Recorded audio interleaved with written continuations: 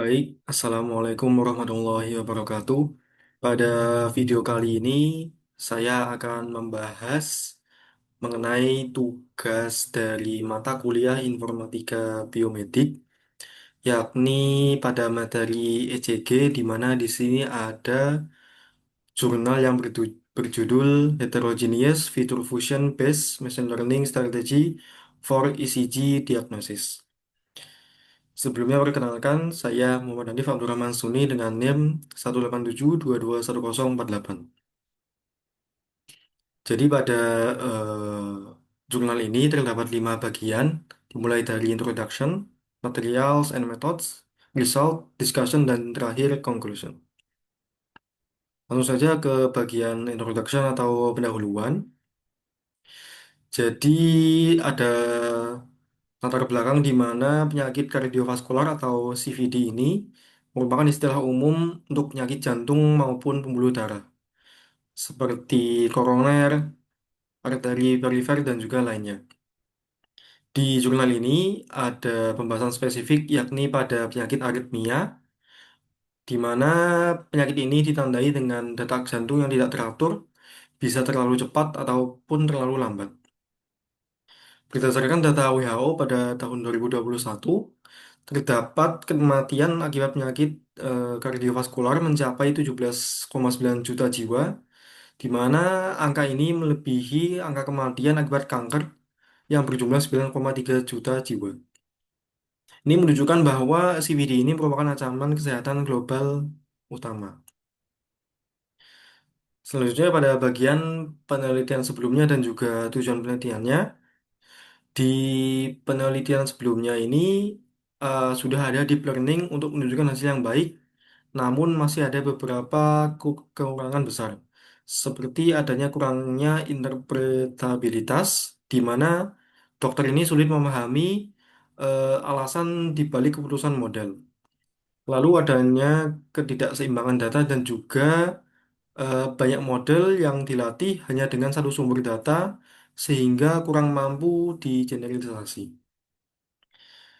Sehingga tujuan penelitian ini yakni menawarkan strategi baru di mana menggabungkan fitur heterogen menggunakan model BLSTM digabung dengan autoencoder disingkat BAE untuk ekstraksi fitur spatiotemporal, di mana ini akan ditambahkan model TS-Fresh untuk menghasilkan fitur high dimensional secara otomatis. Penelitian ini juga menggunakan model SHAP dan juga SHAP atau SHAP dan juga LIME untuk menjelaskan bagaimana AI nanti mengambil keputusan. Diharapkan strategi ini dapat meningkatkan akurasi diagnosis ECG sekaligus membuat modelnya lebih transparan sehingga dapat diterima oleh dokter maupun tenaga medis lainnya. Lanjut ke bab 2 yakni Materials and Methods. Di sini terlihat ada bagan dari metodenya sendiri, dimulai dari pengambilan database menuju ke pengambilan fitur di mana ada 300 original fitur dan juga 773 high dimensional fitur yang dimana melalui berbagai eh, seleksi model dan juga seleksi fitur dihasilkan 5 original fitur dan juga 13 high dimensional fitur. Lalu ada juga eh, metode terpisah menggunakan SHP dan juga LIME dimulai dari pre-processing, lalu penurunan model, klasifikasi, dan terakhir evaluasi. Langsung masuk ke bagian data, di mana sumber data ini menggunakan dataset MIT BIH Arrhythmia Database yang berisi 48 rekaman ECG yang dimana ini berdurasi setengah jam dari 47 subjek. Data ini terdiri dari 92.192 baris dengan 301 kolom di mana direkam pada frekuensi 360 Hz. Kolom terakhir ini berisi label kategori aritmia. Dua dataset tambahan juga digunakan, yaitu MIT MLII dengan 7.049 baris dan juga SU ECG dengan 11.768 baris untuk menggunakan generalisasi model. Lalu ada penyeimbangan data, di mana dataset asli dianggap tidak seimbang antara kelas normal dan kelas abnormalnya. Oleh karena itu, jumlah sampel kelas normalnya dibatasi hingga 10.000 agar adanya keseimbangan distribusi antar kelas. Baik, ini merupakan gambaran dari kelas-kelas tiap datanya.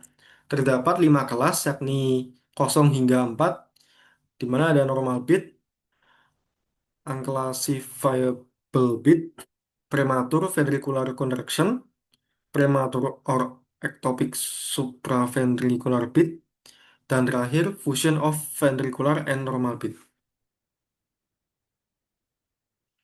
Lalu untuk metode selanjutnya, setelah penjelasan pengumpulan data, ada fitur construction dan juga selection. Fitur set 1 atau original fitur dibangun menggunakan framework BLSTM autoencoder yang menggabungkan kekuatan BLSTM yang akan memahami konteks urutan sinyal dan autoencoder untuk mereduksi dimensi. BAE ini akan mengekstrak 100 fitur dari 300 sinyal asli ECG.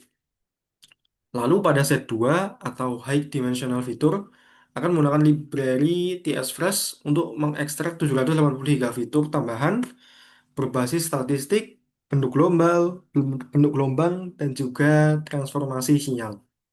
Di seleksi fitur sendiri, agar ada eh, keseimbangan fitur berdimensi tinggi, proses seleksi akan dilakukan terpisah pada kedua set. Yang digunakan ini seperti ANOVA, Penalize Feature Selection, dan Chi-square test. Hasil akhirnya ini diperoleh 14 sampai 21 fitur terpilih yang kemudian akan diuji pada model klasifikasi.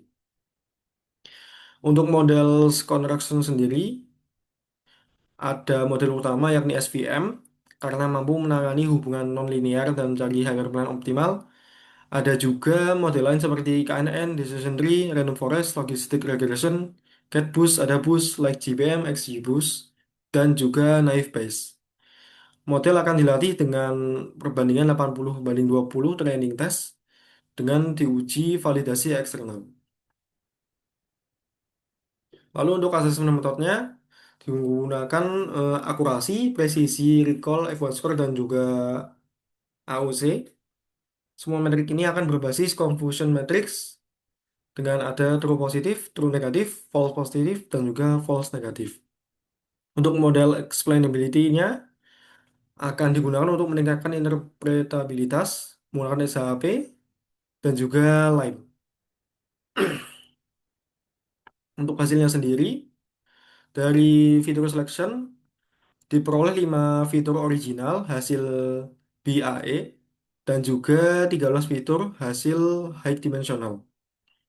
Fitur ini seperti skewness, kurtosis, kompleksitas sinyal, autokorelasi pada leg 240, serta koefisien autoregresif. Fitur ini menggambarkan adanya yang pertama asimetri distribusi sinyal detak jantung, tipe aritmia, stabilitas sinyal, kompleksitas frekuensi, sensitivitas terhadap gangguan eksternal, yang dimana menghasilkan 5 kategori aritmia yang telah dijelaskan sebelumnya. Untuk perbandingan antara model sendiri, di sini SVM menunjukkan kinerja terbaik dengan akurasi 96,39% dan juga untuk CatBoost sendiri unggulnya pada LUC dengan 99,62%.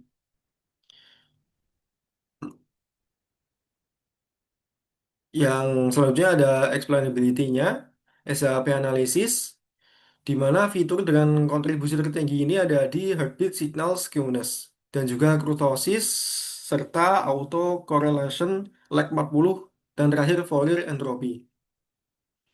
Seperti contohnya misalnya skewness sangat berpengaruh positif untuk membedakan kelas normal sedangkan kurtosis berpengaruh negatif pada kelas tersebut. Lalu untuk line analysis, ini memberikan penjelasan lokal dengan memisahkan fitur yang memberi dampak positif ditandai dengan biru atau negatif orange pada prediksi. Beberapa fitur seperti Fourier entropy dan juga median autokorelasi memberikan dampak positif yang kuat. Lalu ada backpropagation dan integrated gradient. Ini mengidentifikasi fitur BAE penting seperti fitur 22, 45, dan juga 65. Ini juga menunjukkan bagian sinyal ECG yang paling mempengaruhi keputusan model. Lalu selanjutnya bagian diskusi. Kontribusi utama penelitian ini ada pada di penggabungan BLSTM dan juga autoencoder yang dimana ini mengekstraksi fitur asli dan menggunakan library TS-Fresh untuk menghasilkan fitur statistik, frekuensi, serta kompleksitas sinyal. Ini juga eh, hanya menggunakan 18 fitur kunci, 5 dari BAE dan juga 13 dari TS-Fresh, yang dimana hanya dengan 18 itu menghasilkan akurasi yang lumayan tinggi ataupun cukup tinggi di angka 96%, setara atau bahkan lebih baik dibanding penelitian sebelumnya yang menggunakan ratusan fitur. Ini menunjukkan bahwa pendekatan ini lebih efisien dan praktis untuk klinis. Perbandingan dengan studi sebelumnya ada di penulis Yang pada 2021 menggunakan fitur morfologi dan HRV dari 12 read SEG, tapi hanya mencapai akurasi 86,5%, di mana studi ini lebih unggul karena metode TS-Fresh lebih spesifik dan efektif. Sedangkan Zhou pada tahun 2022 akurasinya mencapai 96%, namun menggunakan banyak sekali fitur yang rumit sehingga sulit diadopsi untuk praktik klinis. Untuk meneliti Aziz pada tahun 2021, akurasinya ada di 99,8% di MIT BIH, tapi untuk data di SBS hanya mencapai 68%. Ini menunjukkan bahwa pentingnya validasi eksternal untuk mengukur generalisasi.